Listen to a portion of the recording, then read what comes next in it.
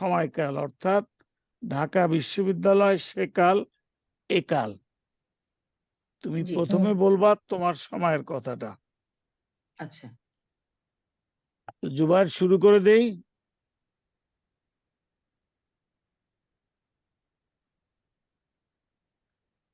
হ্যাঁ, শুরু হয়ে গেছে।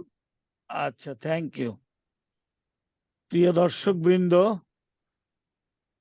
আজকে এই শীতের রাতে বাংলাদেশ থেকে প্যারিসের জানালার 135তম পর্ব আমরা সরাসরি আপনাদের কাছে তুলে ধরব এবং আজকের এই পর্বটি আমরা সাজিয়েছি ঢাকা।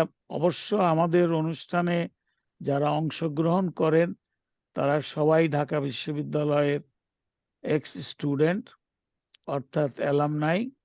তা আজকে আমরা 3 জন অ্যালামনাইকে নিয়ে এই অনুষ্ঠানটি সাজিয়েছি এবং 3 জনই ঢাকা বিশ্ববিদ্যালয়ের রাষ্ট্রবিজ্ঞানের ছাত্র ছিলেন এবং 3 জনই রাষ্ট্রবিজ্ঞান নিয়ে চর্চা করছেন মূলত।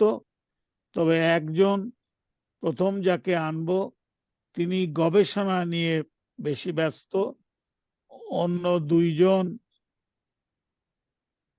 শিক্ষাবিদ হিসেবেই তারা তাদের ক্যারিয়ার লিপ্ত করেছেন এবং এই 3 জন একই সঙ্গে পড়েননি, তারা কয়েক বছরের গ্যাপে। সুতরাং আমাদের অনুষ্ঠানটি আমরা বিভিন্ন পর্যায়ের যে স্মৃতি, সোনালী দিনগুলো নিয়ে আমরা আলোচনা করতে সক্ষম হব। প্রিয় দর্শক বৃন্দ, আজকে আমাদের সঙ্গে আছেন সুরাইয়া বেগম, আমাদের সঙ্গে আছে প্রফেসর ডক্টর উম্মে আসমা এবং আমাদের সঙ্গে আছেন মাহমিদা হক। প্রথমেই আমি আপনাদের সামনে উপস্থাপন করছি সুরাইয়া বেগম। সুরাইয়া বেগম রাষ্ট্রবিজ্ঞান থেকে 75 এবং 78 সালে এই পিরিয়ডটায় ঢাকা বিশ্ববিদ্যালয়ে ছিলেন এবং পাশ করে বেরিয়েছেন। পাশ করার পর থেকেই তিনি গবেষণার দিকেই তার ঝোঁক বেশি এবং গবেষণাটাই তার মূল পেশা এবং বর্তমানে তিনি রিসার্চ ইনিশিয়েটিভের ডাইরেক্টর, যেটাকে সংক্ষেপে বলা হয় রিপ। তারা সাধারণত ট্রেনিং দিয়ে থাকেন স্কুল, বেশিরভাগই কলেজ এবং তার থেকে উপরে যে শিক্ষা প্রতিষ্ঠান তাদের শিক্ষকদেরকে, লেকচারার থেকে প্রফেসর এই পর্যায়ের। এবং সুরাইয়া তার এরিয়া অফ ইন্টারেস্ট অথবা তার ঝোঁক এবং যেখানে তিনি বেশি কাজ করে থাকেন সেটাও বিভিন্ন ক্ষেত্র, সেগুলো আমরা তার মুখ থেকেই শুনব। এবং তিনি কয়েকটি বইও লিখেছেন, প্রশংসার দাবিদার। আমরা তার মুখ থেকেই শুনি। সুরাইয়া বেগম, এবার তোমার পালা, তোমার সময়কার সোনালী দিনগুলো। আগে বলেছি 7 থেকে 8 মিনিট। ধন্যবাদ রকিব ভাই আমাকে এই সুযোগ দেওয়ার জন্য। ঢাকা বিশ্ববিদ্যালয়ের যে আমরা ছাত্রী ছিলাম এবং ঢাকা বিশ্ববিদ্যালয়ের যে সোনালী দিনগুলোর সাথে আমাদের পরিচয় ছিল সেটাকে আমাদের আপনাদের সামনে সকলের সামনে উপস্থাপন করার জন্য যে সুযোগ আপনি আমাকে দিয়েছেন, আমি এটাতে কৃতার্থ বোধ করছি এবং আমি মনে করি যে এটা আমার জন্য একটা বড় জীবনে একটা বড় পাওনা, বড় সুযোগ। আমরা আমি যখন ভর্তি হই আসলে তখন ছিল 1975 সাল। আমরা তখন বাংলাদেশের স্বাধীনতা হয়েছে। আমরা ভর্তি হওয়ার জন্য অ্যাপ্লাই করেছি বিভিন্ন ডিপার্টমেন্টে এবং আমি 3টে ডিপার্টমেন্টে অ্যালাউ হয়েছিলাম। তার মধ্যে একটা ছিল সোশিওলজি, একটা ছিল হিস্ট্রি আর একটা ছিল পলিটিক্যাল সায়েন্স। 3টেতেই আমি আমার সুযোগ ছিল ভর্তি হওয়ার। তো আমি সবাই আমাদের যারা কলেজ থেকে আমরা পাশ করে এসেছিলাম তারা সবাই দেখলাম যে আমার বন্ধু বান্ধব সব পলিটিক্যাল সায়েন্সে ভর্তি হচ্ছে। তো আমরা ওদের বন্ধুত্বকে ছাড়তে পারিনি, তো আমরাও আহ, আমিও পলিটিক্যাল সায়েন্সে ভর্তি হয়ে গেলাম। কি সেটা হচ্ছে যে যে আমার যে শিক্ষার যে জার্নি আমি যেভাবে শুরু করেছি, আমি প্রাইমারি স্কুলে পড়েছি টিএনটি। আমরা টিএনটি কোয়ার্টারে থাকতাম। টিএনটিতে আমরা প্রাইমারি স্কুলে পড়েছি ক্লাস 5 পর্যন্ত। তারপরে আমি এতে পড়েছি ক্লাস 6-এ আমি চলে গেছি Motijheel central government girls high স্কুলে। ওখান থেকে ম্যাট্রিক পাশ করেছি। তারপরে আমি কলেজে ভর্তি হয়েছি ইডেন কলেজে। সে সময় তো আসলে ইডেন কলেজ কিংবা বদরুন্নেসা কলেজ মেয়েদের জন্য একটা খুব স্ট্যান্ডার্ড কলেজ ছিল। সবাই আমার দুই বোনও আগের দুই বোনও তারা পড়ে এসছে, তো আমিও ওখানে ভর্তি হয়েছি। তারপরে 2 বছর ইন্টারমিডিয়েট পাশ করার পরে এবারে ইউনিভার্সিটিতে ভর্তি হওয়ার পালা। তো আমি আমার মনে আছে যে আমি নিজে নিজেই মানে খুব অ্যাডভেঞ্চারাস ছিলাম। আমি নিজে নিজেই সবগুলো ইউনিভার্সিটি চিনি না, কখনো একবার বন্ধুদের সাথে একবার দুবার গেছি, কিন্তু নিজে নিজে ডিপার্টমেন্টে খুঁজে খুঁজে বার করেছি যে কিভাবে ভর্তি হতে হয়, কি করতে হয়। কারণ আমার একটা জেদ ছিল। আমার দুই বোন তারা অনার্স করেছে কলেজ থেকে, ইডেন কলেজ থেকে, তারপরে মাস্টার্সে গিয়ে ঢাকা ইউনিভার্সিটিতে ভর্তি হয়েছে। আমি ঠিক করেছি যে আমি কলেজে ভর্তি হব না। আমাদের একটু সব রক্ষণশীল ফ্যামিলি ছিল। তো আমি বলছি যে আমি কলেজে অন্তত অনার্স করবো না, আমি ইউনিভার্সিটিতেই ভর্তি হব। তো আমি আমার মতো করে করেছি, খুঁজে টুজে বার করে তারপরে আমি পাশ করেছি। তারপরে ভর্তি হওয়ার সময় ভর্তি হয়েছি। যেহেতু আমি সুযোগ পেয়েছি, তো সেখানে ফ্যামিলি থেকে আর আর তখন তো এটাও বদলেছে, তাই না, যে যে ট্রেন্ডটাও বদলেছে। মানে আমি মনে করি যে আমরা যে সময়টাতে ভর্তি হয়েছিলাম, আমাদের সময়টা ছিল মুক্তিযুদ্ধ পূর্ববর্তী সময় এবং পরবর্তী সময়ের একটা মেলবন্ধনের সময়।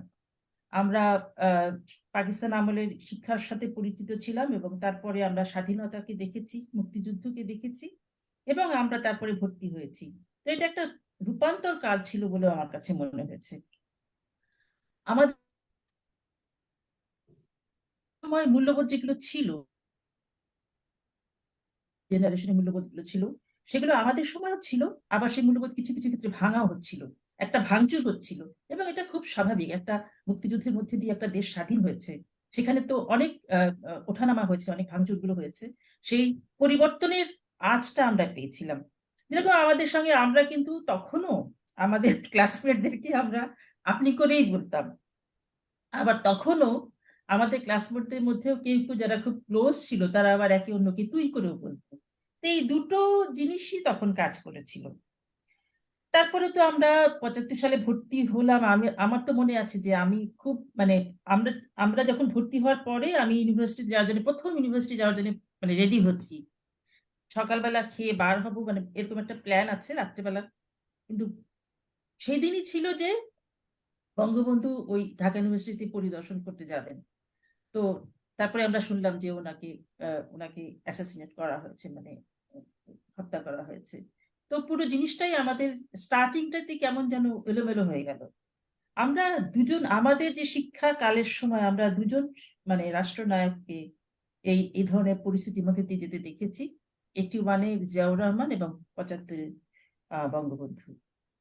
তো এগুলো আমাদেরকে তখন তখন হয়তো আমরা তখন অত রাজনীতি সচেতন ছিলাম না, কিন্তু আমরা এই জিনিসটা এখন রিয়ালাইজ করি অনেক বেশি। সে সময় হয়তো অত রিয়ালাইজ করি। তখন ছিল একটা আহ ফুরফুরে সময়, যে আমরা কলেজ থেকে এসছি, ভর্তি হয়েছি। আর তারপরে একটা এরকম ছিল যে আমরা আহ কলেজের গণ্ডি থেকে আমরা বিশ্ববিদ্যালয়ের মানে জাহাজে উঠেছি এবং সমুদ্র পাড়ি দেওয়ার মতো চারপাশে জ্ঞানের সমুদ্র।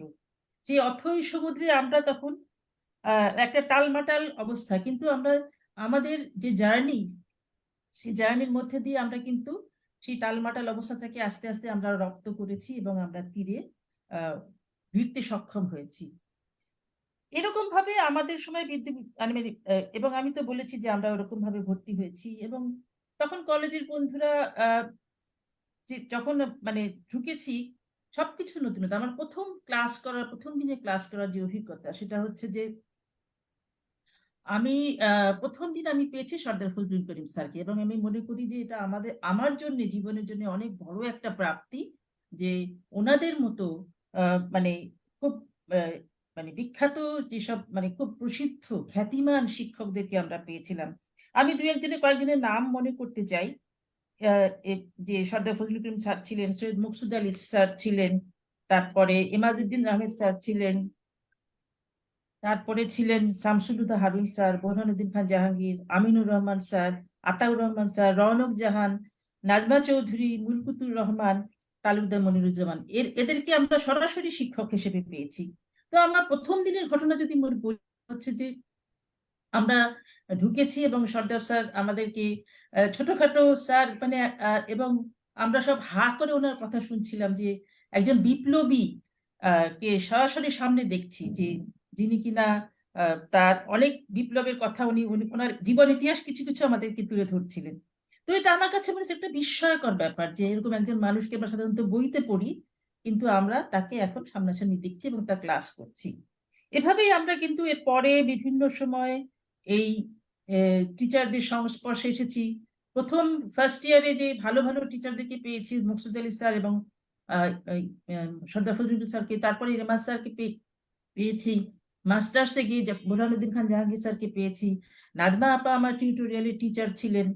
মানে এই যে রওনক আপাকে পেয়েছি, এই যে টিচারদের সঙ্গে যে মানে সম্পর্ক, একটু ভয় ভয় ছিল আমাদের, মানে আমরা অতটা এখন যত বেশি সহজ সম্পর্ক শিক্ষক এবং ছাত্রের মধ্যে, তখন কিন্তু অত সহজ সম্পর্ক সবসময় ছিল না। আমাদেরকে একটু ভয় ভয়ও থাকতে হতো, অনেক সমীহ করে চলতে হতো। করিডোরে দাঁড়িয়ে হয়তো আমরা বন্ধুরা ছেলে মেয়ে একসাথে কথা বলছি, মকসুদ আলী স্যার আসছেন, আমরা সঙ্গে সঙ্গে সব মানে শটান দাঁড়িয়ে গেলাম, মানে চুপ একদম, মানে কথা বলা বন্ধ।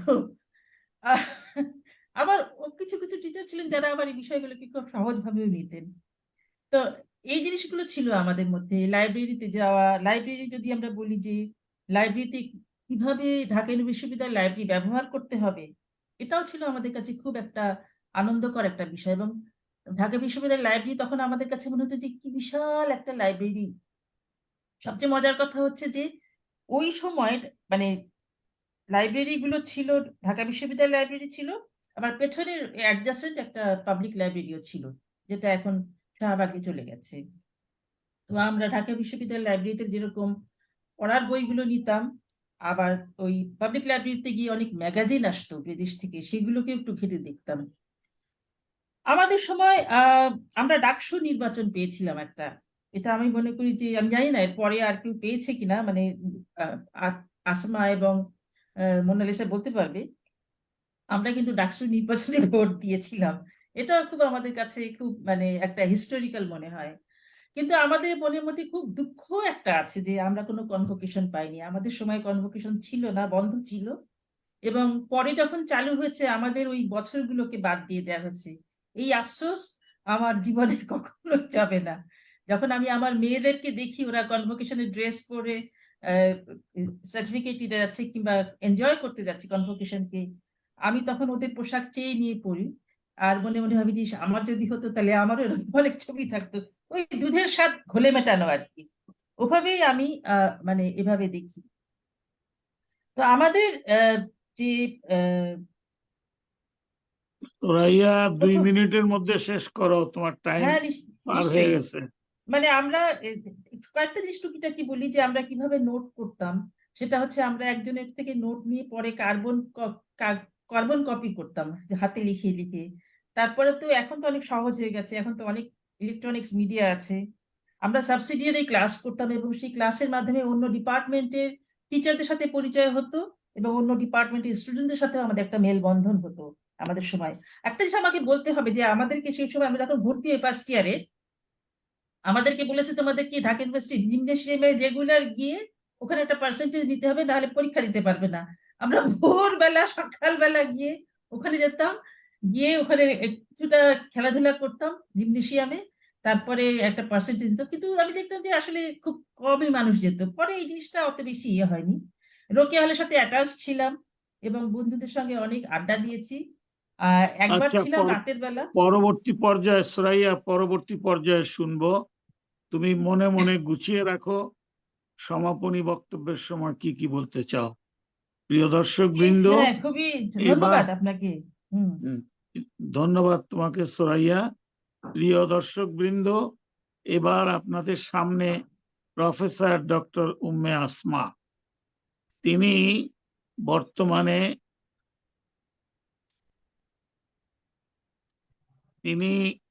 বাংলাদেশের এডুকেশন ক্যাডারের একজন সদস্য এবং বিভিন্ন জায়গায় তিনি কাজ করেছেন, এবং তিনি ৮৩ থেকে ৮৬ এই সময়কালে তিনি ঢাকা বিশ্ববিদ্যালয়ে রাষ্ট্রবিজ্ঞানে ছিলেন, এবং রাষ্ট্রবিজ্ঞান থেকে উনি পাশ করার পর তার পেশায় তিনি যোগদান করেন। এর মধ্যে তিনি ইউনিসেফ, ইউনেস্কো এবং ইউএনওডিসি ইত্যাদি সম্মানজনক জায়গায় তিনি কাজ করেছেন। তিনিও সুরাইয়ার মতো গবেষণার ক্ষেত্রে তার ইন্টারেস্ট অনেক বেশি, এবং তারও কিছু পাবলিকেশন আছে, এবং এছাড়াও তিনি অনেক কিছু মধ্যে সময় কাটিয়েছেন। তারপরে তিনি জগন্নাথ কলেজ অ্যান্ড ইউনিভার্সিটিতেও শিক্ষকতা করেছেন। আমরা তার মুখ থেকেই শুনি। ডক্টর উম্মে আসমা, তোমার মুখ থেকেই শুনি তোমার সময়কার বিশ্ববিদ্যালয়ের সেই সোনালী দিনগুলো। Professor doctor Umme Asma. আসমা, কই গেল আসমা? আনমিউট করতে হবে, আনমিউট করতে হবে। শোনা যাচ্ছে না। না, শোনা যাচ্ছে না। আসমা কি হলো? হ্যাঁ, এবার এটা তো ফাহমিদা। আসমা কই?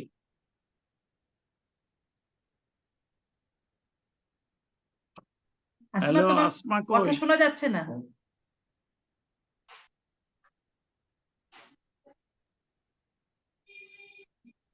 ওকে বলো আচ্ছা, তো ফোন করে। এখন শোনা যাচ্ছে আমাকে? হ্যাঁ, এখন হ্যাঁ, শোনা এখন যাচ্ছে। যাচ্ছে, এখন যাচ্ছে। ওকে। আচ্ছা, একটু সমস্যা হয়েছিল। আহ তুমি আমাকে শুনতে পেরেছো আমি কি কি এখন শুনতে বলেছি পাচ্ছি? তোমার সম্পর্কে?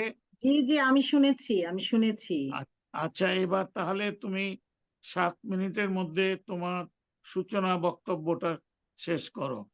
জি। আহ আজকে আমাকে আহ প্যারিসের জানালায় আমাকে কথা বলতে দেওয়ার জন্য আমি এর সঙ্গে সংশ্লিষ্ট সবাইকে অনেক অনেক ধন্যবাদ ও কৃতজ্ঞতা জানাচ্ছি। কৃতজ্ঞতা এবং ধন্যবাদ সুরাইয়া আপাকেও, কারণ উনি আমাকে স্মরণ করেছেন। আর রাকিব ভাইকে ধন্যবাদ, জুবাইরকেও ধন্যবাদ, এবং বাংলাদেশ এবং বাইরের যারা শুনছেন তাদের প্রতিও আমার কৃতজ্ঞতা, যারা আমাকে শুনছেন এখন। আমি আসলে ঢাকা বিশ্ববিদ্যালয়ে আমার যে সময়কাল, 1982 সালে ইন্টারমিডিয়েট পাশ করে আমি ঢাকা বিশ্ববিদ্যালয়ে আসি। আমি আজকে আসলে এই জায়গায় আমি খোলা মনে, আমি যেটা একদম নির্দ্বিধায় আমি বলতে চাই সেটা হচ্ছে যে ঢাকা বিশ্ববিদ্যালয় আমাকে আজকে, আমি যে প্রফেসর ডক্টর উম্মে আসমা, এই জায়গাটি আমাকে তৈরি করে দিয়েছে, এবং আমার জীবনের বিশাল এই স্পেস তৈরি করার ক্ষেত্রে আমার ঢাকা বিশ্ববিদ্যালয়ের অবদান একেবারে 100% আমি বলবো। আমি আসলে একটা ড্রিম নিয়ে, আমি মফস্বলের মেয়ে। আমি পটুয়াখালী থেকে 1982 সালে ইন্টারমিডিয়েট পাশ করেছি, এবং আমি ঢাকা বিশ্ববিদ্যালয়কে আমি একটা ড্রিম হিসেবে নিয়েই কিন্তু আমি এই বিশ্ববিদ্যালয়ে পড়তে এসেছি। আমার কিন্তু এখানে পড়তে আসার মতো আমার সেই অবস্থা, সেই পরিবেশ আমার পরিবারে ছিল না। আমাকে ঢাকা বিশ্ববিদ্যালয়ে যে আমি পড়তে পারবো সেরকম একটি অবস্থাও আমাদের ছিল না, কারণ তখন পটুয়াখালী থেকে ঢাকা আসতে হলে একটি মাত্র লঞ্চ, যেটি 2 দিন 3 দিন পর পর ঢাকায় আসতো, এবং ঢাকা বিশ্ববিদ্যালয় আসলে অনেকের কাছ থেকে শুনে আমার এত স্বপ্ন ছিল, মানে আমার এত ড্রিম ছিল। ক্লাস 9-এ ওঠার পরে আমি ভাবতে শুরু করলাম যে আমি সায়েন্স পড়বো না। আমি ক্লাসে ফার্স্ট হতাম, কিন্তু আমি সায়েন্স পড়বো না, আমি আর্টস পড়বো, তাহলে আমি হয়তো একদিন ঢাকা বিশ্ববিদ্যালয়ে পৌঁছতে পারবো। এবং আমি রেজাল্ট ভালো করেছি, কিন্তু তারপরেও আমাকে কিন্তু আসতে দেওয়ার পারমিশন আমাকে দেওয়া হচ্ছিল না। অনেক কষ্ট করে সবার সঙ্গে লড়াই করে, বাবার সঙ্গে মার সঙ্গে লড়াই করে, কারণ তারা বলতেন যে ঢাকায় আমাদের কেউ থাকে না, ওখানে যাওয়া যাবে না, ওখানে পড়াশোনা করা যাবে না। কিন্তু আমি সাংঘাতিক, মানে লড়াই, পরিবারের সঙ্গে ফ্যামিলির সঙ্গে লড়াই করে আমি আসলাম আমার মায়ের হাত ধরে ঢাকা ভার্সিটিতে পড়ার জন্য। তো আমি আসলে আমি বলবো যে একটা অনেক বড় একটা আহ উম, মানে এটা যেমন ছিল একটা জ্ঞানের জায়গা ঢাকা ইউনিভার্সিটি আমাদের জন্য, তেমন ছিল আমাদেরকে মানুষ হিসেবে তৈরি করার একটা স্পেস ঢাকা ভার্সিটি আমাদেরকে করে দিয়েছে। এবং আমার স্বপ্নের মধ্যে যেটা ছিল, ঢাকা ইউনিভার্সিটির বিরাট লাইব্রেরি চত্বর, লাইব্রেরি, আমার ডিপার্টমেন্ট, আমার ইউনিভার্সিটির বিরাট খোলা মাঠ, এই যে আমার ভেতরে ঢাকা ইউনিভার্সিটির এই বিশাল উদার একটি অবস্থান আমাকে অনুপ্রাণিত করেছে ঢাকা ইউনিভার্সিটিতে পড়াশোনা করার জন্য। আমি অন্যের মুখ থেকে শুনে শুনে অনুপ্রাণিত হয়েছি যে আমি একদিন, আমি কোথাও পরীক্ষা দেইনি। যখন আমরা 1982 সালে পাশ করে ঢাকায় আসি, তখন আসলে আমাদের সামরিক শাসন চলছিল। তখন লেফটেন্যান্ট জেনারেল এরশাদ ক্ষমতায় ছিলেন, এবং আমাদের নতুন ইউনিটের মাধ্যমে আমরা পরীক্ষা দিয়েছিলাম, ক খ গ ইউনিটের মাধ্যমে আমরা পরীক্ষা দিয়েছিলাম। আমি সবচেয়ে, মানে দুঃখজনক যেটা, সেটা হচ্ছে যে ভর্তি পরীক্ষার রেজাল্টের পরে যখন আমি ভর্তি পরীক্ষার ফর্মটা যেদিন নিতে যাব, ইউনিভার্সিটিতে এসছি, আমি আসলে তখন নিজে একা একা ইউনিভার্সিটিতে এসে ভর্তির ফর্ম নিয়েছি বা পরীক্ষা দিয়েছি। আমি জানি না কিভাবে কি পরীক্ষা দিতে হবে, কি করতে হবে, তার আননোন অবস্থার মধ্যেই আমি পরীক্ষা দিয়েছি। কিন্তু আমি যখন পলিটিক্যাল সায়েন্সে ভর্তি হব, আমাকে আমার পরিবার থেকে বলা হলো যে রাষ্ট্রবিজ্ঞান পড়ার জন্য ঢাকা ইউনিভার্সিটিতে পড়া যাবে না, তুমি পটুয়াখালীতে পড়বে। কিন্তু আমি আসলে অনেক লড়াই করেই রাষ্ট্রবিজ্ঞানে ভর্তি হলাম। কিন্তু ভর্তি যেদিন হব, ফর্মটা জমা দিতে গিয়েছি, সেদিন রোকেয়া হলের সামনে একটা বড় মিছিল ছিল। তাতে পুলিশের সঙ্গে ছাত্রদের গন্ডগোল লেগে গেল, এবং আমি আর ভর্তি ফর্মটা নিতে পারলাম না। তখন অনেক অনেক সময়, প্রায় 1.5 ঘন্টার মতো আমরা লাইব্রেরির ভেতরে, যেখানে বই খাতা রাখে ওখানে মানে লুকিয়েছিলাম, কারণ সারা ক্যাম্পাস জুড়ে তখন এই পুলিশ এবং ছাত্রদের লড়াই চলছিল। আসলে 82-83 সালে আমরা যখন 83 সালে আমরা যখন ইউনিভার্সিটিতে আসি, তখন ক্যাম্পাস খুবই উত্তাল ছিল। বলতে হবে যে আমরা 7টি বছর ইউনিভার্সিটিতে ছিলাম, এবং এই 7টি বছর আমরা ইউনিভার্সিটিতে আহ পড়াশোনা দেখেছি, রাজনীতি দেখেছি, সাংস্কৃতিক বিকাশ দেখেছি, আমরা জ্ঞানের চর্চা দেখেছি, এবং রাজনীতির ভেতরেও আমরা মূল্যবোধ দেখেছি, রাজনীতিতে সচেতনতা দেখেছি। এবং আমাদের ছাত্রছাত্রীরা আমরা যারা ছিলাম, আমার মনে হয় যে ওই সময়টাতে যারা পড়াশোনা করেছে, 82 থেকে 90, আমি কিন্তু এই দীর্ঘ 7 বছর আমরা ইউনিভার্সিটিতে ছিলাম। তো এই সময়টাতে যারা ইউনিভার্সিটিতে ছিল, তাদের আমি জানি না, আমি প্রত্যেকে তার নিজ নিজ সময় এবং পরিবেশ সম্পর্কে অবশ্যই বলবেন, কিন্তু আমি বলবো যে আমি পটুয়াখালী মফস্বলের মেয়ে। আমি স্টেশনে এসে দাঁড়িয়ে থাকতাম, লঞ্চটা যখন স্টেশন থেকে ছেড়ে যেত, আমি ভাবতাম যে আমি একদিন এই লঞ্চে করেই আমি ঢাকা ইউনিভার্সিটিতে পড়তে যাব। তো সেই কারণে যখন ঢাকা ইউনিভার্সিটিতে ভর্তি হওয়ার সময় এই অবস্থাটি চলছিল রাজনৈতিক, তখনও আমার একটা প্রতিকূলতা ছিল যে এই পরিস্থিতিতে আমি পড়তে পারবো কিনা। কারণ 2.5 মাসের বন্ধে তখন ঢাকা চলে গিয়েছে, ঢাকা থেকে বাড়িতে চলে আসছিলাম, ভর্তি হতে পারিনি। ভর্তি হতে পারবো কিনা সেটাও অনিশ্চিত ছিল। তারপরে 2.5 মাস পরে আবার সেই লড়াই যুদ্ধ করে ঢাকা ইউনিভার্সিটিতে আসলাম, রাষ্ট্রবিজ্ঞানে ভর্তি হলাম।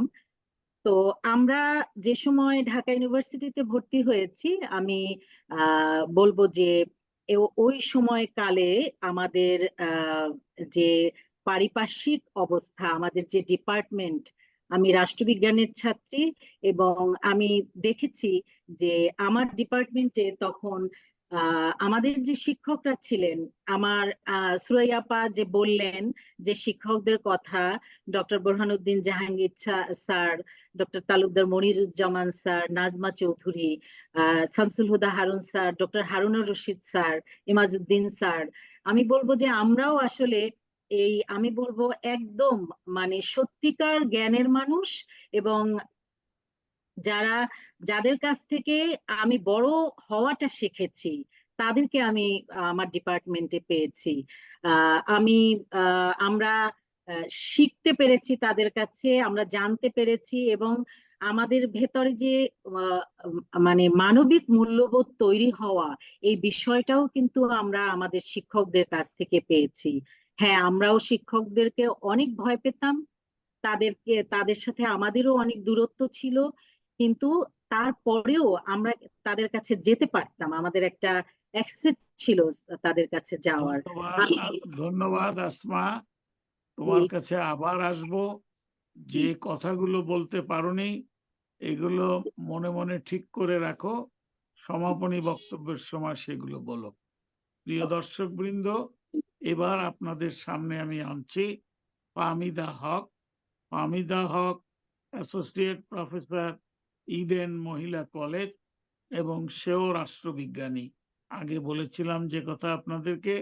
এবং সে ঢাকা বিশ্ববিদ্যালয় থেকে সে পলিটিক্যাল সায়েন্সে পাশ করেছে, এবং সে 86 থেকে 87 এই সময়ে ছিল, এবং সে কালচারাল অর্গানাইজেশনের সাথে জড়িত, এবং আবৃত্তি করে, হয়তো বা গানও গাইতে পারে।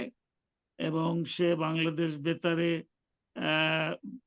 বিভিন্ন কয়েক বছর যাবৎ ব্রডকাস্টার ছিল, এবং তার লেখালেখি বিভিন্ন নিউজ পেপারে ছাপা হয়ে থাকে, এবং বিভিন্ন এনজিওর সাথে জড়িত ছিল সরকারি চাকরিতে আসার আগে, এবং মাঝে মাঝে বোধহয় বিজ্ঞাপনের সঙ্গেও তিনি সম্পৃক্ত আছেন। ফাহমিদা, এবার তোমার পালা। প্লিজ চেষ্টা করো সূচনা বক্তব্য 7-8 মিনিটের মধ্যে শেষ করতে। ফাহমিদা। অনেক ধন্যবাদ। আমি প্রথমেই কৃতজ্ঞতা জানাই যে এরকম একটা প্ল্যাটফর্মে গান গাইতে আমাকে পারো? গান গেতে গান পারো? গান গাইতে পারি না, আমি আবৃত্তি করতে পারি। আচ্ছা, ঠিক আছে, ক্যারি অন। আচ্ছা, ধন্যবাদ। আমি প্রথমেই ধন্যবাদ জানাচ্ছি যে সুরাইয়া আপার মাধ্যমে এই প্ল্যাটফর্মের সাথে আমার মানে একটা যোগাযোগ স্থাপিত হলো। আমি ফাহমিদা হক। আমি ঢাকা ইউনিভার্সিটিতে ঢুকেছি আসলে এরশাদ পিরিয়ড, সেটা 86-87 সেশনে। তার আগে আমার স্কুল, আমি আমার জন্ম বেড়ে ওঠা আসলে এই শহরে, এই শহরেই আমি বেড়ে উঠেছি। আমার জন্ম হয়েছে, যদিও দাদা বাড়ি নানা বাড়ি গ্রামে থাকলেও মূলত আমার বেড়ে ওঠা এই শহরে। তো আর এসএসসি এইচএসসি তে আমি আম, একদম বিশুদ্ধ বিজ্ঞানে পড়াশোনা করেছি। ফলে স্বাভাবিকভাবে আমার বাসা থেকে বা আমার ড্রিম ছিল আসলে ডাক্তার হওয়া। ফলে ঢাকা বিশ্ববিদ্যালয়ে তখনও আমার স্বপ্ন আমি বলবো না যে স্বপ্ন ছিল।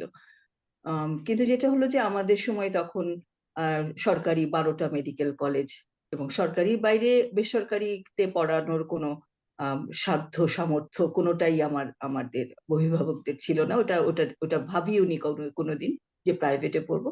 তো যখন সরকারি মেডিকেল কলেজে হলো না, তখন এটা ওই একটা বছর আমার জন্য খুবই একটা হতাশার বছর মনে হলো, যে জীবন ব্যর্থ হয়ে গেল, আমি ডাক্তার হতে পারলাম না। তো ফলে দ্বিতীয় বছরে যখন ঢাকা বিশ্ববিদ্যালয়ে অনেক ওই একা, আসমাপা যেমনটা বললেন যে খুব হোঁচট খেতে খেতে একা চলা, সাথে যে কেউ খুব নিয়ে গেছে পরীক্ষা দিয়েছি সেরকমটা না। ফলে হোঁচট খেতে খেতে চলা। এবং তারপরে ওই যে ক খ গ ঘ আমি সায়েন্স থেকে নিচের মধ্য দিয়ে ঢাকা বিশ্ববিদ্যালয়ে রাষ্ট্রবিজ্ঞানে সুযোগ পেলাম পড়বার জন্য। এবং বাসা থেকে যথারীতি ওরকম নিষেধাজ্ঞা যে ঢাকা বিশ্ববিদ্যালয়ে পড়ার দরকার নেই, তুমি ইডেন কলেজে পড়ো, বিএসসি পড়ো, তুমি তারপর বিসিএস দেবে। তো ওই কথাটা কোনোভাবেই যেন মনের মধ্যে নিতে পারছিলাম না যে একটা বৃহৎ অঙ্গন চাই, একটা খোলা জায়গা চাই। ইডেনও অনেক বড়, অনেক সুন্দর, অনেক বড় ক্যাম্পাস, আমি এখন সেখানে কাজ করি, কিন্তু তারপরেও মনে হয়েছিল যে ঢাকা বিশ্ববিদ্যালয় আরো একটি বৃহৎ জায়গা।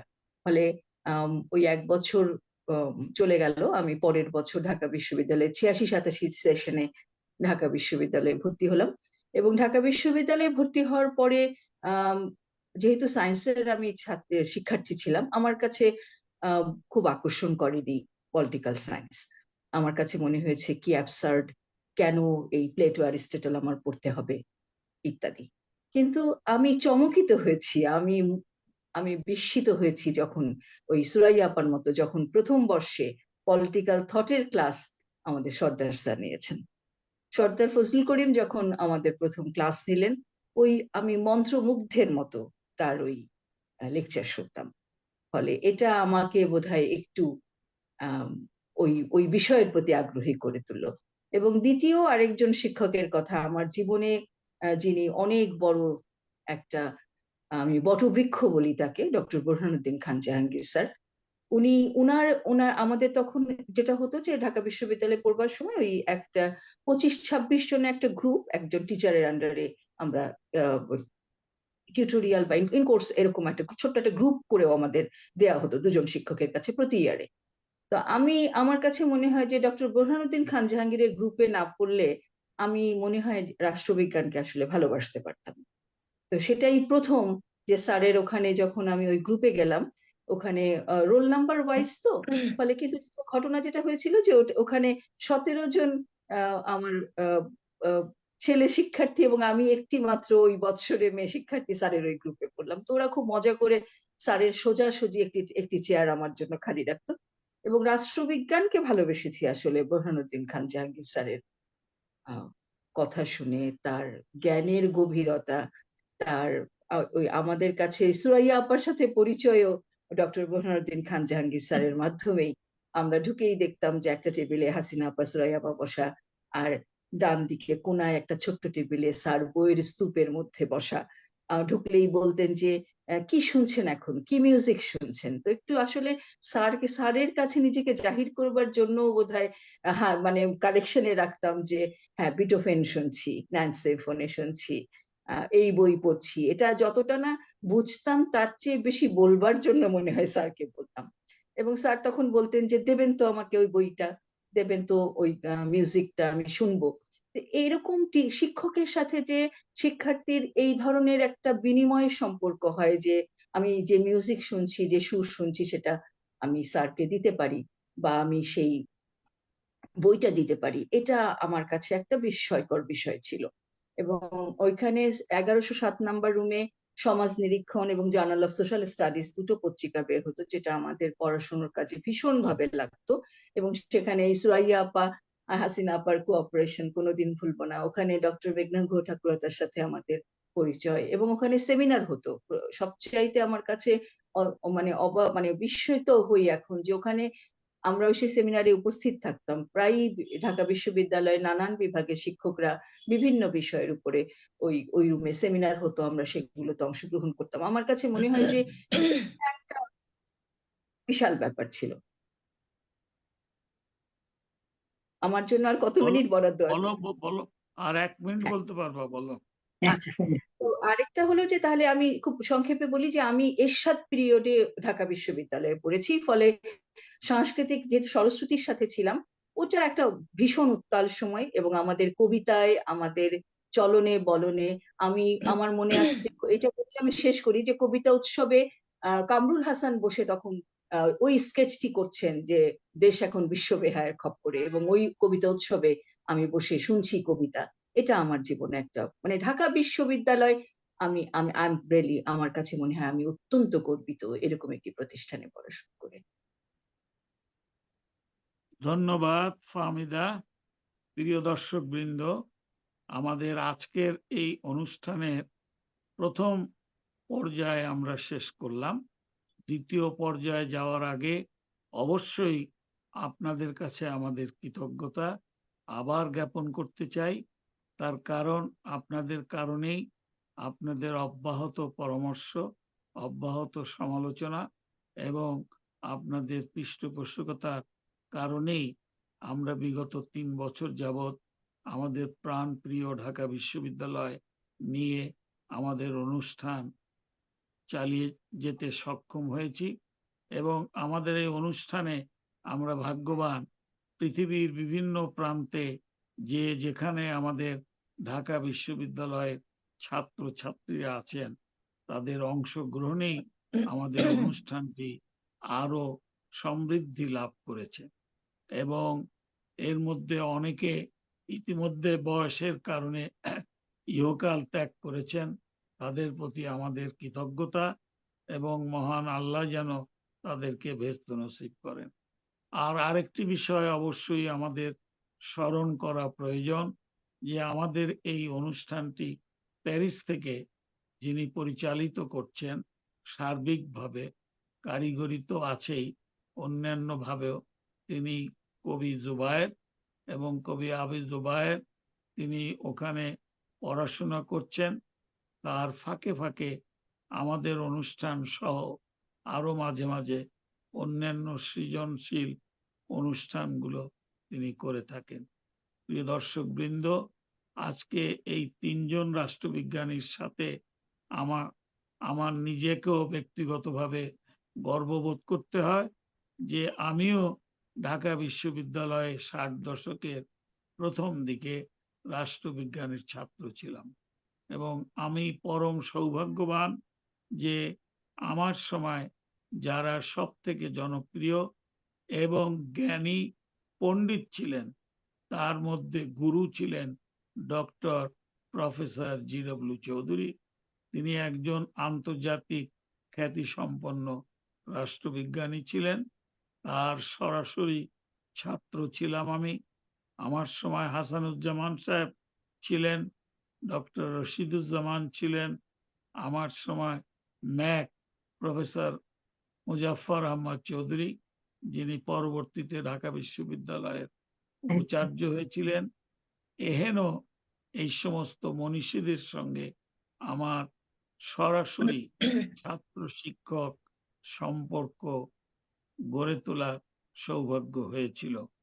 তাই আমি আবার দ্বিতীয় পর্যায়ে অর্থাৎ সমাপনী পর্যায়ে যাওয়ার আগে আমি স্মরণ করিয়ে দিতে চাই এই 3 জনকে, আমি সহ, যে আমরা ঢাকা বিশ্ববিদ্যালয়ে পড়েছিলাম বলি আজকে আমরা যে যেখানে আমাদের অবস্থান এটা পাকাপোক্ত হয়েছে।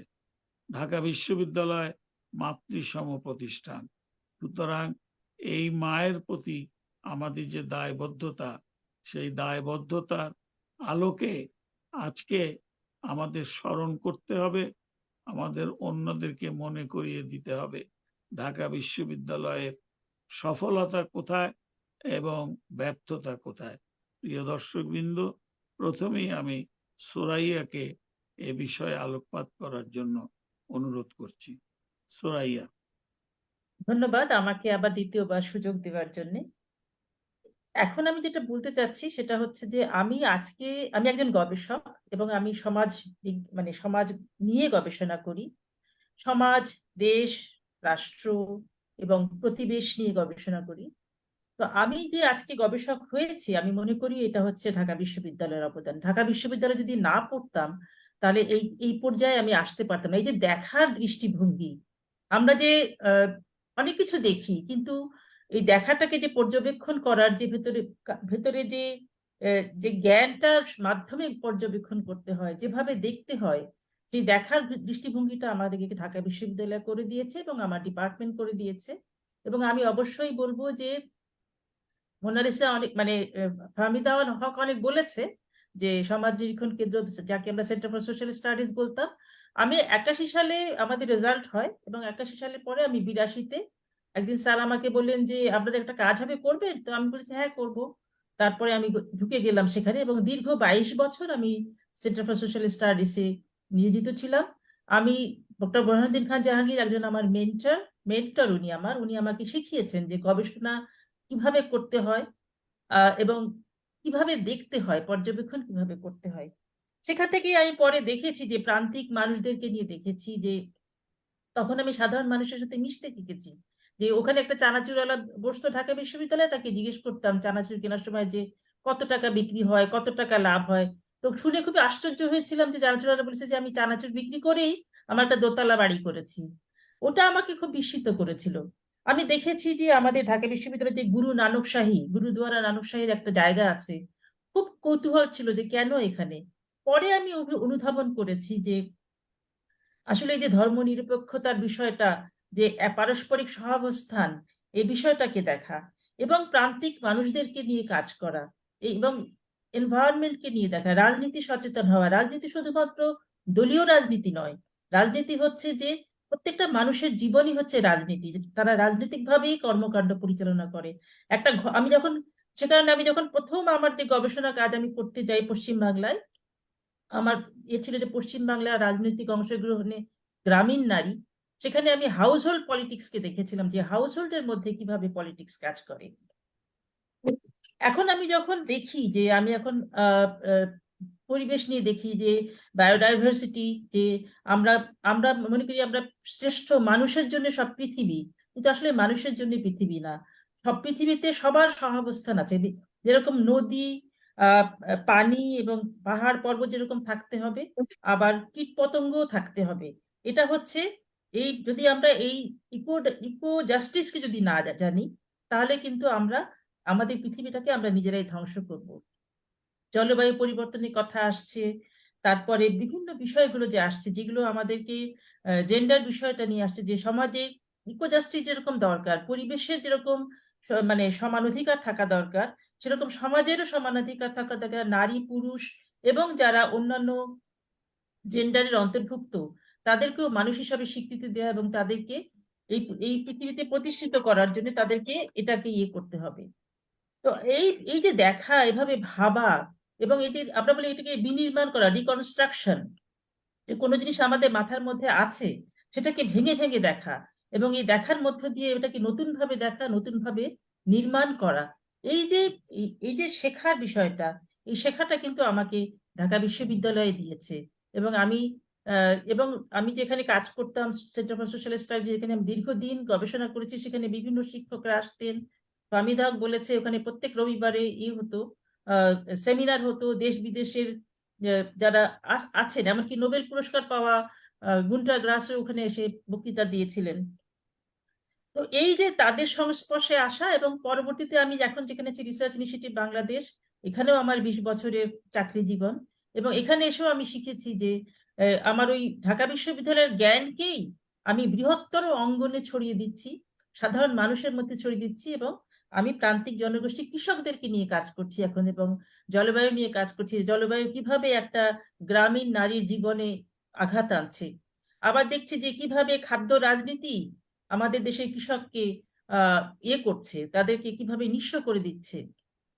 এই যে বিষয়গুলো গভীরতর, মানে বিষয়ের গভীর থেকে গভীরতর পর্যায়ে গিয়ে অনুধাবন করা এবং সেখানে সমস্যার সমাধান করা, এই বিষয়টা নিয়ে কাজ করা। সেখানে আমরা একটা মেথোডলজি নিয়ে কাজ করছি, যে পার্টিসিপেটরি অ্যাকশন রিসার্চ।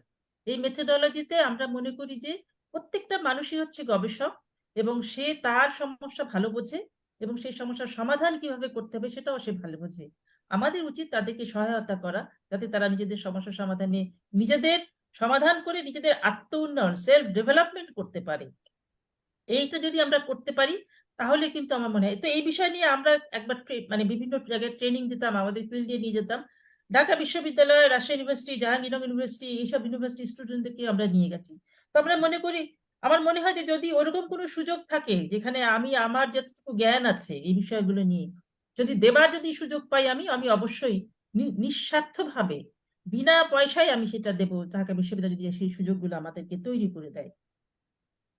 আমি বলবো যে এই যে আমাদের যে কাজ, যে আমাদের বাংলাদেশটাকে গড়া, কিংবা আমাদের ঢাকা বিশ্ববিদ্যালয়ের এখন যে অবস্থা, এটাকে কিভাবে আরেকটু কনস্ট্রাক্ট করা যায়, আরেকটু কনস্ট্রাকটিভলি করা যায়, কিভাবে আরো গবেষণা। কারণ ঢাকা বিশ্ববিদ্যালয় হচ্ছে সেরকমই একটা শিক্ষা প্রতিষ্ঠান যেখানে হচ্ছে মূল জায়গাটা হচ্ছে গবেষণা, কিন্তু আমরা এখন দেখি যে সেখানে হয়তো গবেষণাটা অনেক কম হচ্ছে। তো এই বিষয়গুলো কিভাবে আরো হতে পারে সে বিষয় নিয়ে আমরা চিন্তা করতে পারি, কথা বলতে পারি। যদি সেই অ্যালামনি অ্যাসোসিয়েশনে যদি সেই সুযোগ থাকে আমরা সেভাবে কাজ করতে পারি, এবং কিভাবে ছোট ছোট 10,000 20,000 টাকাও যদি একটা স্টুডেন্টকে দেয়া যায় তাহলেও কিন্তু সে তার চিন্তা ভাবনাগুলোকে সে তার প্র্যাকটিক্যাল ফিল্ডে গবেষণার মাধ্যমে সে সেটাকে জাস্টিফাই করতে বা দেখতে পারে, এবং সে সেটাকে মাধ্যমে তার অনুধাবন করতে পারে এবং সেটা তার পরবর্তী জীবনে কাজে লাগাতে পারে। গবেষণাটা খুব জরুরি আমি মনে করি। তো সেই সেই জরুরি অবস্থা থেকেই যদি ঢাকা বিশ্ববিদ্যালয়ে আমাদের আমরা যা ভাবছি সেই ভাবনাটাকে যদি আমরা দিতে পারি, কিভাবে দিতে পারি সেটা নিয়ে আমরা আরেকটু চিন্তা ভাবনা করতে পারি, সবাই এখানে আমরা আছি, সেটা নিয়েও করতে পারি। আর আমি খুব বলবো যে আমাদের যে আমি আমি একটা কথা আমি বলতে ভুলে গেছি যে আমি মুক্তিযুদ্ধ নিয়েও কাজ করেছি, এবং মুক্তিযুদ্ধের বিষয়টা এবং ঢাকা বিশ্ববিদ্যালয়ে যে অবদান মুক্তিযুদ্ধে, আমাদের স্বাধীনতা সংগ্রামে, মুক্তি সংগ্রামে, সেই অবদানগুলোকে আমাদেরকে মনে রাখতে হবে। এবং আমি যখন মুক্তিযুদ্ধে বীরাঙ্গনা নারীদেরকে নিয়ে কাজ করেছি, তো সেখানে আমি কিন্তু দেখেছি যে আমাকে বারবার ওই ঢাকা বিশ্ববিদ্যালয়ের বিভিন্ন শিক্ষকদের কাছে যেতে হয়েছে। আমি সঞ্জিদা আপার ইন্টারভিউ করেছিলাম, আমি ওরকম অনেকের সঙ্গে কথা বলেছি। তো আমার মনে হয় যে এইটা আমরা আর মুক্তিযুদ্ধের বিষয়টাকে, আমাদের ইতিহাস, আমাদের গৌরব, আমাদের ঐতিহ্য, আমাদের যা কিছু আছে সেটাকে ঢাকা বিশ্ববিদ্যালয় যেখানে কেন্দ্রিক হয়েছে সেটাকে আরো গ্লোরিফাই করতে হবে, আরো সামনে নিয়ে আসতে হবে, যাতে আমরা পরবর্তী প্রজন্মকে এই আমাদের যে এই লিগেসির মধ্যে তাদেরকে নিয়ে যেতে পারি। পরম্পরা, আমাদের দায়িত্ব হচ্ছে আমরা আপনাদের মতো যাদের কাছ থেকে পেয়েছি ইতিহাসকে, ধারণ করেছি, আমাদের উচিত আমাদের এই ইতিহাস জ্ঞানকে, আমাদের এই গৌরবকে, আমাদের এই ঐতিহ্যকে আমাদের পরবর্তী প্রজন্মের মাধ্যমে ছড়িয়ে দেয়া এবং তাদেরকে এর মধ্যে অন্তর্ভুক্ত করা এবং তাদেরকে এই ব্যাপারে সচেতন করা। আমি শেষ করব আহ যে আমি যখন থেকে প্যারিসের জানালায় আসবো বলেছি, আমি এখানে ধন্যবাদ জানাচ্ছি জোবায়ের ভাইকে যে উনি যে উদ্যোগ নিয়েছেন, রাকিব ভাইকে আপনাকেও ধন্যবাদ জানাচ্ছি এই সুযোগ দেওয়ার জন্য।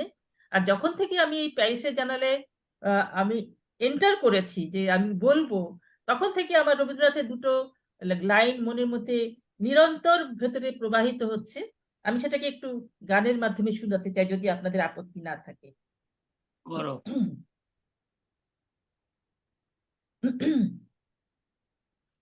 পুরানো সেই দিনের কথা ভুলবি কি রে, হায় ও সেই চোখের দেখা, প্রাণের কথা সে কি ভোলা যায়। আয় আর একটি বার আয় রে সখা, প্রাণের মাঝে আয়, মোরা সুখের দুঃখের কথা কব, প্রাণ জুড়াবে তাই। পুরানো সেই দিনের কথা ভুলবি কি রে, হায় ও সেই চোখের দেখা, প্রাণের কথা সে কি ভোলা যায়। আসলেই ভোলা যায় না, আমরা ভুলতে পারি না, আমরা অনেক কাজে ব্যস্ত থাকি, কিন্তু আমাদের মনের মধ্যে ধন্যবাদ নিরন্তর সুরাইয়া। ঢাকা বিশ্ববিদ্যালয় রয়েছে। এবং আমরা এই আলোচনার মধ্যে দিয়ে আসলে আমাদের প্রাণও জুড়িয়ে গেছে। সবাইকে অসংখ্য ধন্যবাদ এই সুযোগটা পাওয়ার ধন্যবাদ জন্য। সুরাইয়া তোমাকে। এবং তুমি বোনাস দিলে একটি গান, জানি না উম্মে আসমা এমনি একটি বোনাস দিতে পারবে কিনা। প্রিয় পারবো। দর্শক বৃন্দ, এবার আমরা আবার প্রফেসর উম্মে আসমাকে আপনাদের সামনে হাজির করছি। ধন্যবাদ রকিব ভাই। আমি আহ, আসলে আহ, ফাহমিদা এবং সুরাইয়া আপার সঙ্গে আমার একটা যোগসূত্র আছে, সেটা হচ্ছে আমিও কিন্তু কলা ভবনের 1107 নম্বর রুম থেকে আমার জীবনের বৃহৎ পরিসর শুরু, এবং বোরহানুদ্দিন খান জাহাঙ্গীর আমার একেবারেই একজন গুরু ছিলেন। আমি স্যারের কাছে এমফিল করার জন্য আমি স্যারের কাছে দিনের পর দিন দাঁড়িয়ে থেকেছি, এবং আমি বলবো যে গবেষণায় হাতেখড়ি আমার বোরহানুদ্দিন খান জাহাঙ্গীর স্যারের কাছ থেকে। এবং আপনাদের এই ফাহমিদা এবং সুরাইয়া আপা, ফাহমিদার সঙ্গে যে স্মৃতিগুলো আমার একই ধরনের, এই হাসিনা আপা সুরাইয়া আপার স্মৃতি আমার আছে। এবং আমি বলবো যে ওই রুমটি 1107 নম্বর রুম, সমাজ নিরীক্ষণ এবং সোশ্যাল স্টাডিজ জার্নাল যেখান থেকে বের হতো, এই জার্নাল গুলো আমাদেরকে আরো বেশি মানে ইন্সপায়ার্ড করেছে রিসার্চের সঙ্গে কিভাবে আমরা সংযুক্ত হব এই বিষয়গুলিতে। এছাড়াও ঢাকা ইউনিভার্সিটিতে কিন্তু তখন লাইব্রেরি, গ্রন্থ সংস্থা, বিভিন্ন জায়গায় আমাদের ছড়ানো ছিটানো অনেক মূল্যবান বই ছিল যার সঙ্গে আমরা সম্পৃক্ত ছিলাম। এবং লাইব্রেরি যেটি আছে, আমি বলবো যে আমাদের সময় আমরা কিন্তু লাইব্রেরিতে অনেক পড়াশোনা করতাম এবং পড়াশোনা করার জন্যই লাইব্রেরিতে যেতাম। আজকে আমি ছোট্ট একটি ঘটনা বলি এখানে, যে আমার পার্টিসিপেন্টরা যারা এখন শিক্ষক, প্রত্যেকেই তো শিক্ষক এখানে, lecturer, assistant professor, associate professor, professor, সবাইকে আমরা ট্রেনিং দেই, তাদেরকে পড়াই একরকম ভাবে বলা যায়। আমাদের নতুন পার্টিসিপেন্ট যারা এখন ঢাকা ভার্সিটিতে পড়ে তারা কিন্তু অনেকে বলে যে লাইব্রেরিতে এখন তারা কিন্তু বই পড়তে যায় না, ওখানে বিসিএস এর জন্য পড়াশোনা করে। তখন কিন্তু আমি এই ডিফারেন্সটা খুঁজে বেড়াই যে আমাদের সময়কালে যে লাইব্রেরি একটা আমাদের একটা বড় একটা সাপোর্ট ছিল, এবং আমরা ওই লাইব্রেরির ভিতরে আমরা হারিয়ে যেতাম, যা পারতাম সেটাই পড়াশোনার চেষ্টা করতাম। এটি কিন্তু আমাদের ভিতরে ঢাকা ইউনিভার্সিটি, আমি বলবো আমার রাষ্ট্রবিজ্ঞান ডিপার্টমেন্ট, রাষ্ট্রবিজ্ঞানের শিক্ষকরাও আমাদের ভেতরে তৈরি করতে পেরেছিলেন। আমি মোটা দাগে যে কথা আজকে এই প্যারিসের জানালায় বলতে চাই যে ঢাকা বিশ্ববিদ্যালয়ের ছাত্রী হিসেবেই আমি নিজেকে এখনো মনে করি, এবং আমি মনে করি যে আমি ভেরি মাচ প্রাউড। আমার এই জেনারেশন নানান জায়গায় পড়ার সুযোগ পাচ্ছে বলে তাদের কিন্তু আমার যে ড্রিমটা ছিল ঢাকা বিশ্ববিদ্যালয়ে পড়ার, সেই ড্রিমটা তাদের ভেতরে হয়তো কাজ করে না। কারণ এখন আসলে অনেক বেশি স্কোপ বেড়ে গেছে পড়াশোনার, অনেক বেসরকারি ইউনিভার্সিটি হয়েছে যাদের মানও ভালো হয়েছে। কিন্তু আমি যখন বিশ্ববিদ্যালয়ে পড়ি তখন কিন্তু ঢাকা বিশ্ববিদ্যালয় আমার কাছে একটা বিশাল একটা বিষয় ছিল, এবং সেটা এখনো আমার কাছে সেরকমই আছে। কারণ আমি যেটা আমরা জানি যে একদম পূর্ববঙ্গের রাজনীতির থেকে ঢাকা ইউনিভার্সিটির যে মানে বিশাল বিকাশ, রাজনীতি, সমাজ, সংস্কৃতি, অসাম্প্রদায়িক রাজনীতির চর্চা, মানুষের ভেতরে মানবিকতা তৈরি করা এবং কালচারালি মানুষকে ডেভেলপ করা, এইটি কিন্তু ঢাকা ইউনিভার্সিটির একটি কন্ট্রিবিউশন, এবং মুক্তিযুদ্ধ এটিকে আরো বেশি পরিশীলিত করেছে। কারণ এই মুক্তিযুদ্ধে ঢাকা ইউনিভার্সিটির শিক্ষক, কর্মকর্তা, কর্মচারী অনেকে নিহত হয়েছেন। আমি নাম হয়তো সময়ের অভাবে আমি নামগুলো বলছি না, কিন্তু আমাদের সঙ্গে মেঘনাদি ছিলেন, আমি মেঘনা গুহ ঠাকুরতার স্মৃতিচারণে, জ্যোতির্ময় গুহ ঠাকুরতার সেই দিনগুলো যখন আমি, মুক্তিযুদ্ধের ভয়াবহ স্মৃতির দিনগুলো যখন আমি শুনি, তখন আমার মনে হয় যে ঢাকা ভার্সিটি আসলে কত মানে উচ্চ মার্গের একটি জায়গা যেখানে আমি পড়াশোনা করতে পেরেছি। এবং আমাদের সময়কালে দ্রোহ, রাজনীতি, সংস্কৃতি এবং সচেতনতায় ভরা একটি সময় ছিল, যে সময়কালে আমরা অনেক কিছু অর্জন করতে পেরেছি ঢাকা ভার্সিটির থেকে। এবং আহ আহ, সেই অর্জনটাকে আমি পরবর্তী জীবনে কিভাবে কাজে লাগাতে সক্ষম হয়েছি সেটা আমি বোরহানুদ্দিন খান জাহাঙ্গীর স্যারের একটি কথা দিয়ে বলি। স্যার আমাকে একদিন বলেছিলেন যে, আমার ডাকনাম টুটুল, স্যার টুটুলই ডাকতেন, বলেছিলেন যে টুটুল, যখন তুমি স্টুডেন্টদেরকে পড়াবে এবং তুমি চেষ্টা করবে যে তুমি অঙ্কুর তৈরি করতে পারো, যেন তোমার 100 স্টুডেন্টের মধ্যে যদি তোমার 2 জন অঙ্কুর সৃষ্টি করতে পারো, সেটাই তোমার ক্রেডিট। এবং আমি সারা জীবন সেটি আমি স্মরণ করেছি, মনে রেখেছি, এবং আমি চেষ্টা করেছি যে স্যারের এই কথাটি যেন আমার জীবনে সত্যি হয়, এবং আমি সেটা সক্ষম হয়েছি। আমি আমি সবসময় আমার একটি টার্গেট থাকে, যখন আমার শিক্ষক কর্মকর্তাকে আমি পড়াই তখনও আমি চেষ্টা করি যে আমি যেন অঙ্কুর তৈরি করতে পারি, তারা যেন আহ আমার যে শিক্ষকতার জীবন সেটাকে ভালোবাসে, এই দেশকে ভালোবাসে, এই দেশের মানুষকে ভালোবাসে, এবং আমাদের যে কর্মযজ্ঞ সেটাকেও ভালোবাসে। আমার কর্মযজ্ঞ কি? আমার কর্মযজ্ঞ সেবা দেওয়া। কাদেরকে সেবা দেওয়া? এই দেশের নাগরিকদের সেবা দেওয়া। এবং আমি মনে করি যে আমি সেটা মনে প্রাণে ধারণ করেছি। এবং আমার যে বড় বড় শিক্ষকগণ ছিলেন, আমি ইমাজউদ্দিন স্যারের কথাও এখানে বলবো, আমি শামসুল হুদা হারুন স্যারের কথাও বলবো। শিক্ষকরা যে এত অবদান রাখতে পারে ছাত্রছাত্রীর জীবনে, সেটা আমার ঢাকা বিশ্ববিদ্যালয়ের শিক্ষকদের কথাই আমার বলতে হবে। কারণ হচ্ছে তারা চাকুরি জীবনে যখন আমি গেছি তখনও কিন্তু তাদের কাছ থেকে আমি অনেক কিছু পেয়েছি।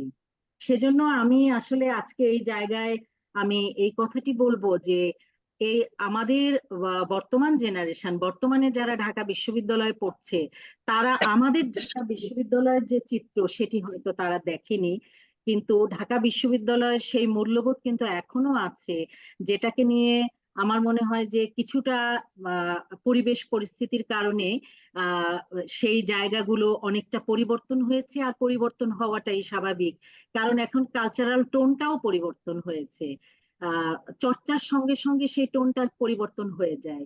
আমাদের সময়কালে আমরা যে কালচারাল চর্চাটা দেখেছি, যেমন আমি সাংস্কৃতিক দলের সঙ্গে ছিলাম, বিবর্তনের সঙ্গে ছিলাম, যে কালচারাল চর্চাটা ছিল, আমাদের শিক্ষকরা যে কথাগুলো বলতেন সেগুলো কিন্তু আমরা এখন বলতে আমরা আমরা এখন বলি না। আমি বলি যে আহ, আহ, এই জায়গাগুলো আমাদের ফিরিয়ে আনতে হবে। কারণ এগুলো কেবল ঢাকা বিশ্ববিদ্যালয়ের ছাত্রছাত্রীরাই পারে যে তাদের গবেষণা, তাদের মানে নলেজ, তাদের কালচারাল চর্চা এর মধ্য থেকে ফিরিয়ে আনতে। এবং আমি আশা করি যে বর্তমান প্রজন্ম যারা এখন বর্তমানে বোধহয় 46,000 স্টুডেন্ট ঢাকা বিশ্ববিদ্যালয়ে আছে যারা পড়াশোনা করছে, এবং 1,000-এর মতো স্টুডেন্ট আছে, সরি ডক্টরেট বা পিএইচডি এমফিল ডিগ্রির সঙ্গে জড়িত আছে, এরকম আছে। তো আমি আশা করি তাদের কাছেও যে তারা একদিন এরকম মানবিক মূল্যবোধ নিয়ে, অসাম্প্রদায়িক মন মানসিকতা নিয়ে, এবং আহ দেশকে কিছু দেওয়ার জন্য, বাংলাদেশকে ভালোবাসার জন্য, এবং বাংলাদেশকে, বাংলাদেশের একটি ভূখণ্ড, একটি পতাকা, এটিকে স্মরণ রাখার জন্য যেন তারা নিজেদেরকে তৈরি করে। এবং যারা ঢাকা বিশ্ববিদ্যালয়ে পড়ছে তারা যেন ভাবে আমি ঢাকা বিশ্ববিদ্যালয়ের একজন গর্বিত সৈনিক এবং গর্বিত ছাত্রী।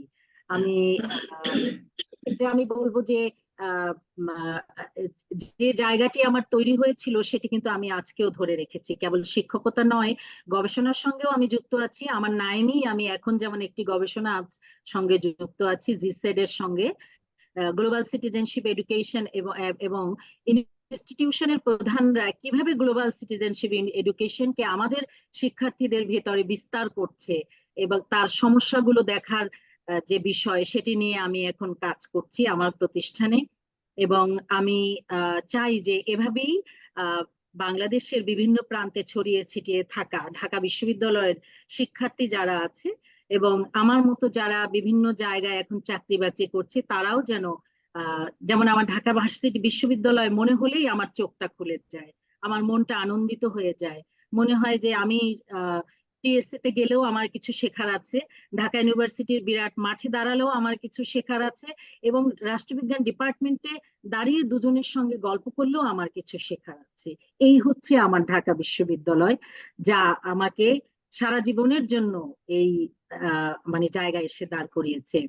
তো আমি ধন্যবাদ। রাকিব ভাইয়ের ধন্যবাদ এই আসমা। আমি গানটি দিয়ে কিন্তু শেষ করবোই। আপনি বলেছেন সে কারণে আমি 2 লাইনই আমি গাবো, গেয়ে আমি শেষ করছি। আচ্ছা, 2 লাইন না, তাহলে একটা পুরো গানই গাও। ও বাবা, পুরো গান গাইতে হবে? ওকে, ঠিক আছে, আমি তাহলে পুরো গানই গাইছি। গানটা একটু বের করে নিলাম। আকাশে আজ রঙের খেলা, মনে মেঘের মেলা, হারানো সুর, হারানো গান, ফুরালো যে বেলা, আমার মনে মেঘের মেলা। আকাশে আজ রঙের খেলা, মনে মেঘের মেলা, হারালো সুর, হারালো গান, ফুরালো যে বেলা, আমার মনে মেঘের বেলা,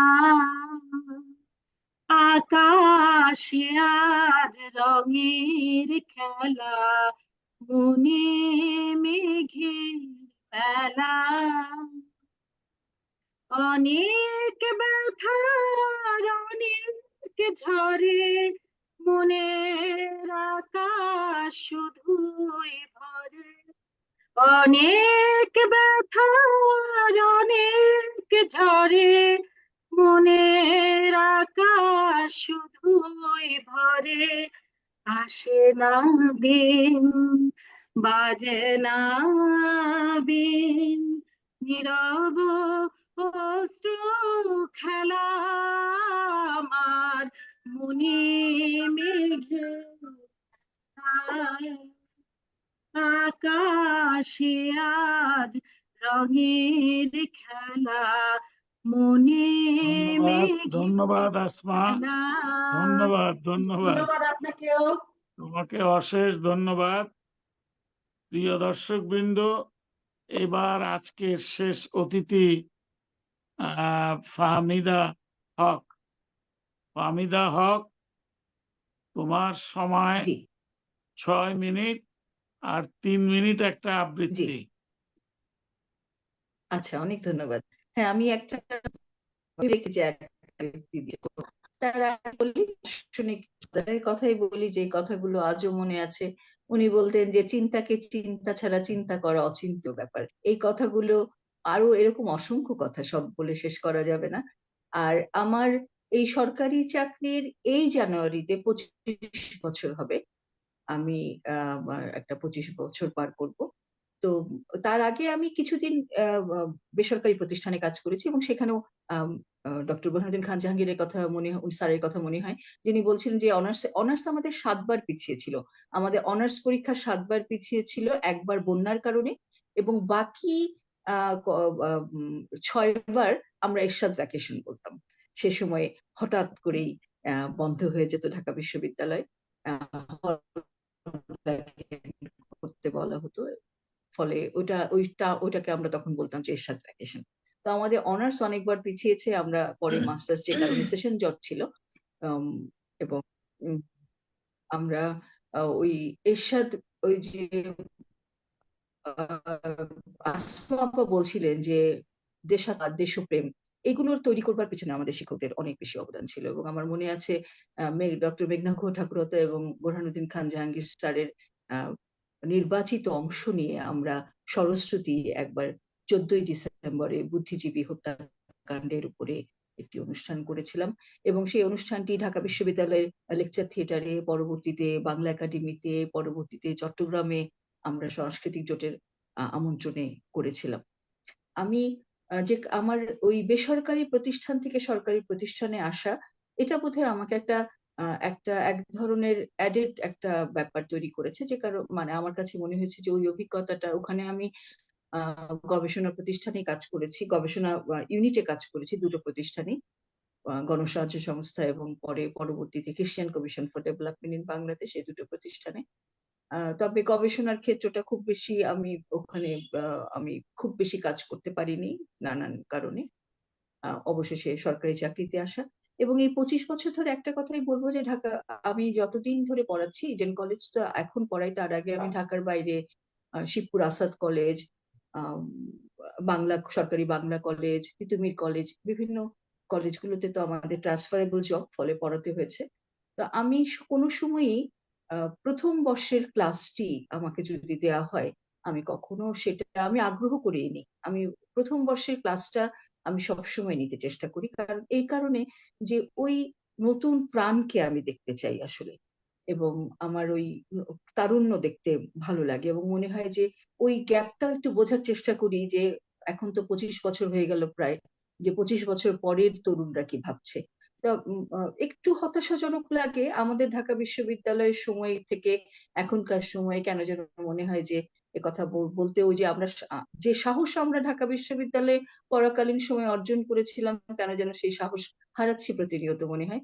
এবং আমার মনে হয় যে ক্রমশ নারীরা কেন যেন নিজেদের অবগুণ্ঠনের ভিতর নিয়ে যাচ্ছে। তবে কি বেগম রোকেয়া কতটুকু কি করেছিলেন? মানে আমার কাছে এই প্রশ্ন দাঁড়ায় যে উনি ওই সময়ে দাঁড়িয়ে যে সাহসী উচ্চারণটুকু ছিল, আমরা কি তাহলে একটু একটু পেছনে হাঁটছি না সামনে হাঁটছি?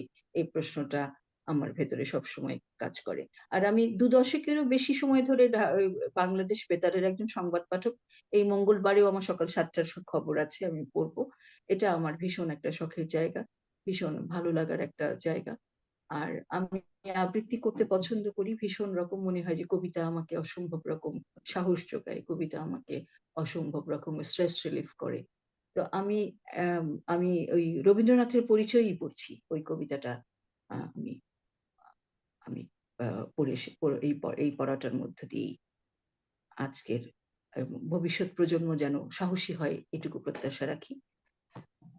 একদিন তরীখানা থেমেছিল এই ঘাটে লেগে, বসন্তের নূতন হাওয়ার বেগে। তোমরা শুধাইছিলে মোরে ডাকি, পরিচয় কোনো আছে নাকি? যাবে কোনখানে? আমি শুধু বলেছি, কে জানে।